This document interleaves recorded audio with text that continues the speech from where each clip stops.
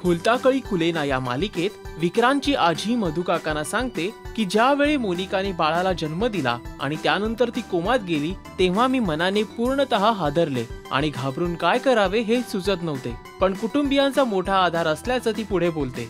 यावेळी मधुकाका तिला दिलासा देतात। सलील पंडित बद्दल मानसी विक्रांतला सांगते की मी त्याच्याकडे लग्नाच्या होकारासाठी वेळ मागितलाय, पण ती शंका आणि भीती व्यक्त करते की त्याचा वेळ घेऊन देखील शेवटी त्याला नकार द्यावा लागला तर कदाचित त्याला हे आवडणार नाही।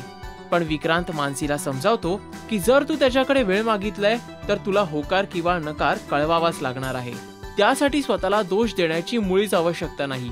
अखेर सलील आणि मानसी एका रेस्टॉरंटमध्ये भेटतात। त्यावेळी विक्रांत सुद्धा त्यांच्यासोबत असतो, पण दोघांचा फार वेळ न घेता तो त्यांचा निरोप घेतो।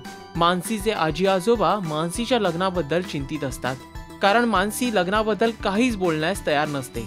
तितक्यात विक्रांत घरी येतो आणि मानसी सलीलला भेटायला गेल्याची बातमी देतो, त्यामुळे तिचे आजी आजोबा समाधान व्यक्त करतात। काय असेल मानसीचं सलील बद्दलच्या लग्नाविषयी कल्पना आणि मतं? सलीलला ती होकार देणार का हे आपल्याला कळू शकेल खुलताकळी खुलेनाच्या येणाऱ्या भागांमध्ये।